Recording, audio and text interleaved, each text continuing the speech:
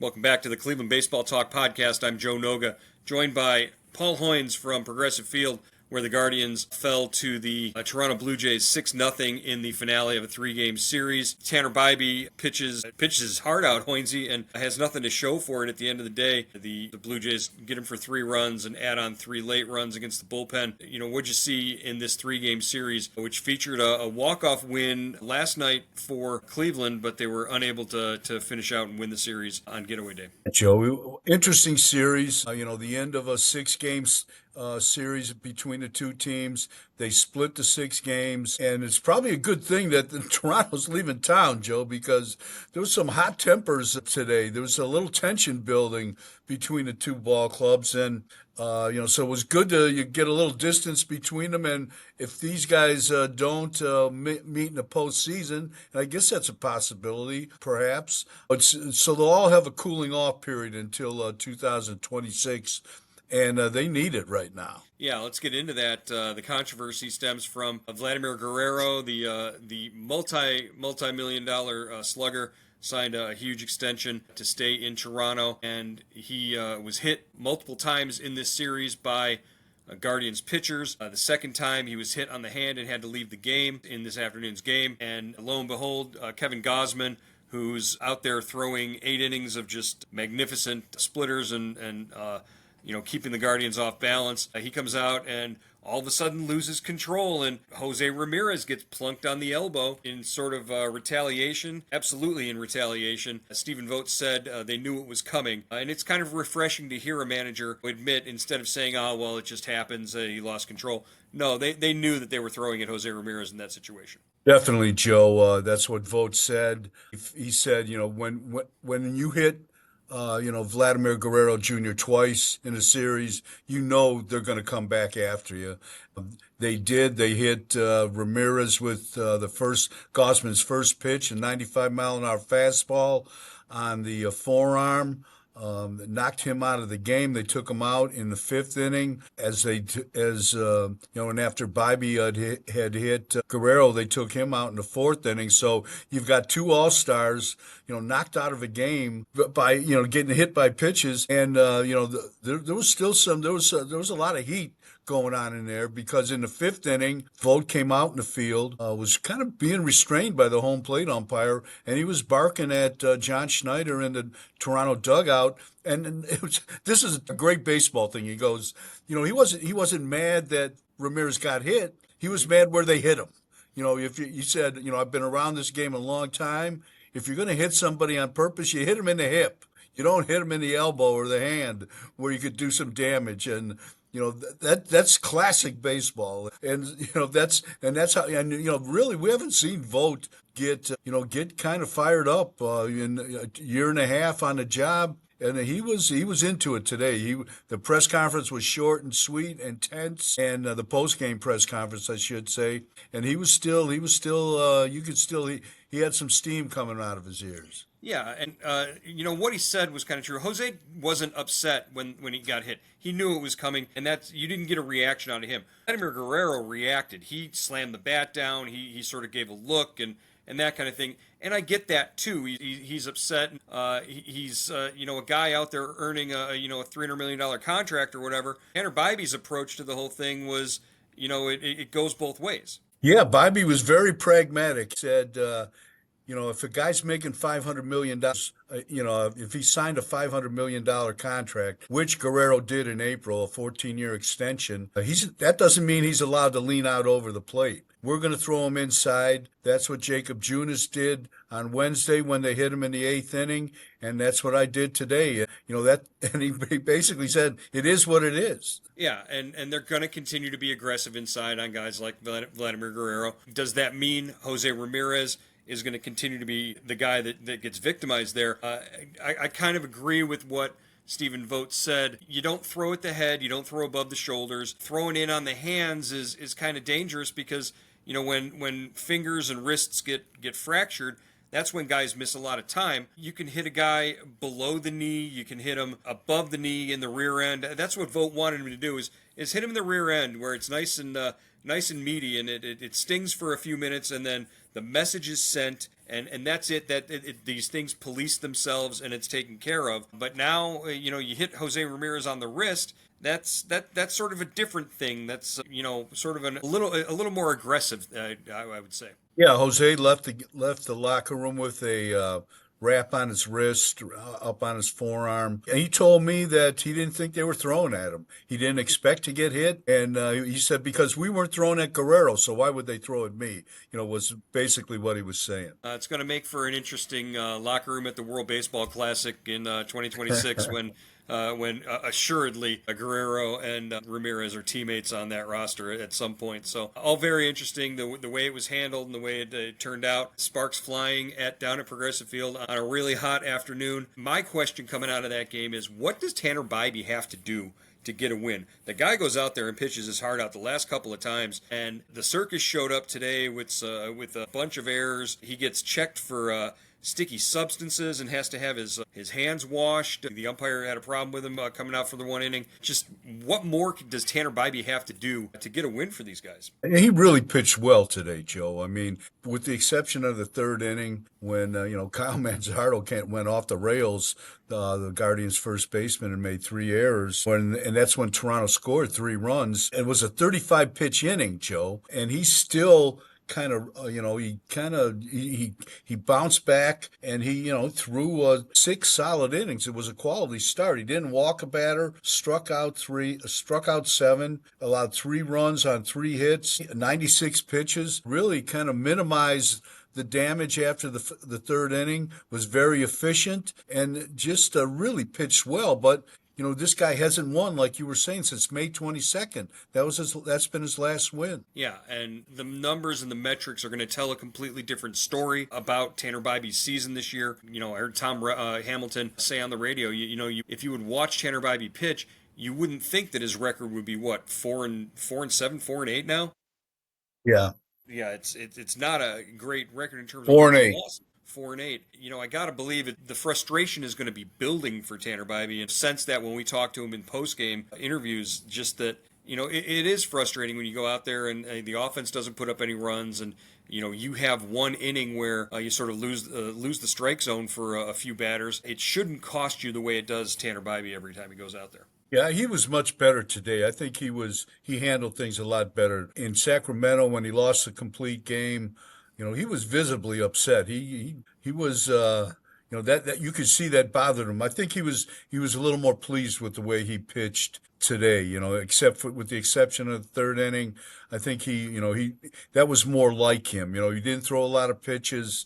He was efficient. He struck guys out, didn't walk anybody. I think he was happier with that. Yeah, and he signs the extension in the offseason, and he's making a good contract and good money. He's a guy who sort of expects of himself to be the man for this rotation, for this franchise moving forward. And when you're not getting the wins to sort of back that up, I could see why it would be frustrating. Maybe maybe he just sort of reasoned with himself in between those last 2 starts, just to sort of say, hey, I'm going out there and doing what I need to do, and that's all he can ask of himself. So, but what'd you make of the umpire checking him for the rosin and the sunscreen? What was that? Yeah, it was Bill Miller, I'm sorry, yeah, Bill Miller, the crew chief, who was at third base, working third base today, and Tanner said he had a lot of buildup of dirt and rosin on his right hand, and he said when I do that, the kind of the hand gets dark,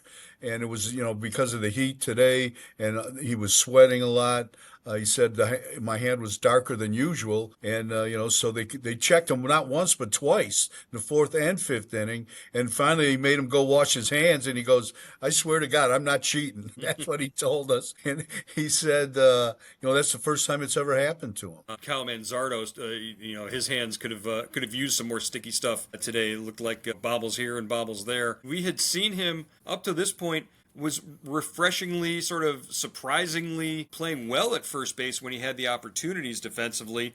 And today it was just sort of maybe a lapse or maybe the heat. I don't know. I don't want to make excuses for the guy, but something wasn't right out there in the field with Kyle Manzardo. Yeah, it all started when he didn't field the bunt by Miles Straw in the third inning.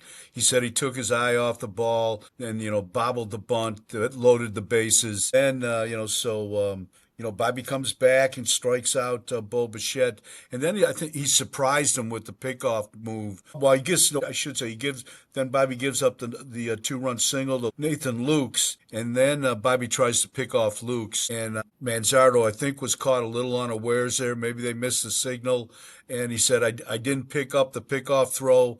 That got by me. Then he panicked. That was his word. He panicked and threw home. And, Bo Naylor never saw the ball, I don't think. I think it thumped against the backstop. And as Straw was scoring, Straw has already scored when he let the ball go. So, the runner goes to second, and that was the third error on the play. It was just, you felt bad for him. You see this happen sometimes, Joe, and it was just a snowball rolling down the hill, and you couldn't stop it. The last Cleveland player to make three errors in an inning was Andy Marte, the third baseman, in 2010 at Fenway against the Red Sox. Oh, that's a while ago. Yeah, Andy Marte was at third base. That's a long time ago. Yeah, these innings where sloppy play, the ball doesn't end up where it needs to be. They're becoming a little bit more common, a little bit too common for this club. Last year they played such great defense that can be accredited to Andres Jimenez being there, sort of being the platinum glove sort of anchor on that infield. And even Josh Naylor's Yeah. defense wasn't terrible last year as a substitute for Manzardo right now. Seeing Jimenez, seeing Ernie Clement and Miles Straw out there running down balls, and he especially did that in this afternoon's game in the outfield, making some nice running catches. He's a gap-to-gap center fielder who just glides to the ball. Those three guys didn't necessarily win this series, go out and capture this series or win this series with their defense or even at the plate, but they definitely contributed to Toronto getting out of here with 2 wins out of 3 games. Yeah, no doubt about it, Joe. They can all three of those guys can play. Ernie Clement has turned into, really a good ball player. Versatile guy. He's part of their starting lineup. Jimenez has had problems, obviously, staying on the field. He's not hitting 200 yet, but there's nothing wrong with his glove. And we all know Miles Straw. He won a Gold Glove here in center field for his playing center field here with Cleveland. He just stopped hitting for whatever reason, Joe, in Cleveland. Now he's back hitting around 240, 245. He's driving the ball a little bit. But there's nothing wrong with his defense. Never a question about Miles Straw's defense or Clement or Jimenez with the glove. In What Have You Done For Me Lately news, Nick Enright gets his first major league win in the thrilling walk-off victory for the Guardians in the last at bat on Wednesday night. Gets the champagne, the beer shower, and all that fun stuff, and then gets his ticket punched to Columbus because the bullpen is a little short, and so they call up Zach Kent. Zach Kent and Nick Enright, if they stood next to each other in the clubhouse, 99 out of 100 Guardians fans wouldn't be able to know who was who. Just the feeling that, hey, I picked up my first win. I did everything they asked me to do, and now I'm going to be down in Columbus for at least the next 10 days. Yeah, it just shows you how tough this game is, Joe. I mean, it's a numbers game, like we were saying before the podcast. It wasn't anything Nick Enright did wrong. This guy's got a 2.08 ERA. And as you wrote this morning, he learned something from the game he did, the save he did blow in San Francisco. He learned from that. He used that knowledge Wednesday night to get the win, pitch a scoreless 10th inning. But you need an arm. You've got an option. You're going to ride the elevator for a while. You're going to go up and down. And, I really like the way Vogt handled it. They didn't tell him until this morning. They sent him home and say, hey, with this thought in my mind, enjoy your first big league win tonight. Sleep on it, feel good about it. Then they call him in and give him the bad news. But they said Enright handled it very well. Yeah. The funny thing is, I remember last night pulling out of the parking garage and heading up East 9th towards 90, and I passed by the players' parking lot, and they were holding up traffic. Nick Enright was pulling out in his truck, and he was side by side with me I'm in the center lane, he's in the other lane, and I look over, and he's got this big smile on his face. So when they sent the message this morning that they had optioned him, I was like, but he had a big smile on his face last night. It was completely shocking to me that they had done this, but it makes sense now that that Vogt said they told him in the morning, and good on them for letting him enjoy the evening after his first major league win. One of the reasons why they had to do that and make that move, they're really unsure right now about the status of Cade Smith, who reported with back spasms ahead of Wednesday's game. What's the latest on Cade Smith and where he is? Yeah, he's still day to day, Joe. He was not available today. Hunter Gaddis was, but Cade Smith is still, taking it day by day with the back spasms. This is a guy, I thought maybe they'd make a move with him today, put him on the IL, but obviously they don't want to. They want to try to slow play it, maybe, get him healthy without losing him for 15 days. So just it'll be interesting to watch how he responds in the next couple days. And they've got a couple of guys coming back who they're going to have to make moves to get on the roster. I think Eric Sabrowski's rehab is ending by Sunday. They'll have to make a move with Sabrowski. Trevor Steffen and Paul Sewald both should be not too far away around the same time as well. And we got an update on Shane Bieber as to the next steps for Bieber after his setback, which seems like was just a couple of weeks ago. Yeah, he's going to throw another bullpen on Friday. Then I think Vogt said they'll reassess after that. But what he threw one on Tuesday, I guess things went well. Now he's coming back Friday, throw again. So I would think maybe a couple more of these. Then you get a rehab start and start the process all over again. Yeah, and you start, now it gets bumped to the other side of the All-Star game when you can expect to maybe see things progress and get really exciting for Shane Bieber. And as long as he keeps coming back and reporting back the next day after these bullpen sessions that he's, feeling pain-free, then, all systems are full speed ahead. Speaking of the All-Star game, some news just released Thursday evening. Jose Ramirez, Stephen Kwan advanced to the finalists at their positions in the American League. Jose Ramirez going up against Alex Bregman, and Kwan, one of 5 outfielders in the American League, competing for 2 spots since Aaron Judge, the top overall vote getter, is guaranteed a starting spot in the outfield. There are 2 AL outfield spots available. Kwan 5th among the vote getters in the outfield, with Riley Green, Javier Baez, Mike Trout all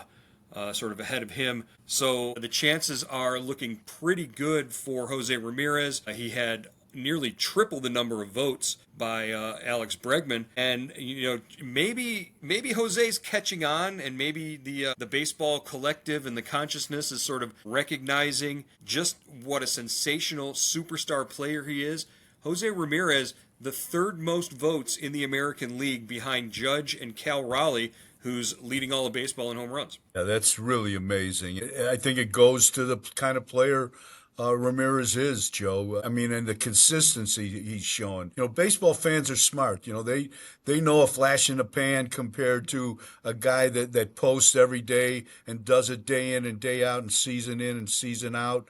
And that's Ramirez to a T. Yeah, this would be his 7th All-Star selection, his 4th starting selection. If he's selected to start for the 4th time, that would be a franchise record for the Guardians. Sandy Alomar and Kenny Lofton had been chosen 3 times as starters. Right now he's tied with them, so a 4th would set the franchise record. Guys, the names, if he's elected to his 4th starting job, 4th at third base, some of these Hall of Fame names: Brooks Robinson, George Brett, Wade Boggs, Cal Ripken, Alex Rodriguez, although Ripken and Rodriguez were both shortstops too. But, Boggs, Robinson, Brett, these are Hall of Fame guys who started at least 4 games by fan vote in the All-Star game. That's Hall of Fame company, and we keep saying it over and over again. Jose Ramirez is right there. That's the ruling class, Joe. Those guys at the hot corner, and Ramirez is knocking on the door. So I think if he keeps playing the way that he has, Joe, if he stays healthy, we've said it time and time again, we're looking at a Hall of Famer, and we're looking at him from day one. That's the cool thing. We've seen him come up as a utility guy and turn himself into a really good ball player. As far as Stephen Kwan goes, Hoynes, who was the last Cleveland outfielder selected to start in back-to-back games, because at back-to-back All-Star games, because Quan was elected last year. He started alongside Aaron Judge and Juan Soto in the outfield. That's pretty awesome. This year, going to be a long shot for him to earn a starting spot. But I gotta believe when the reserves are announced, if he doesn't make it as a starter, he's definitely in as a reserve. Yeah, definitely. He's had a great first half, played really good defense. He's been consistent offensively, stealing some bases, showing a little pop. Yeah, I think definitely deserves to be an all-star, Joe. And who was the last guy that started? Manny? Was it Manny Manny Ramirez? Ramirez in 9 and 2000 was the last outfielder for Cleveland elected to start back-to-back games. So, what Quan's been able to do defensively has been outstanding. I think today was his 8th outfield assist, leading at least the American League. I know for sure. He's had a great year defensively, and multi-hit games, 27 multi-hit games. Just been an outstanding run for Quan. All right, Hoynesy, that's going to wrap up today's edition of the Cleveland Baseball Talk podcast. We'll check back in with you on Monday. We'll talk to you then. Good deal.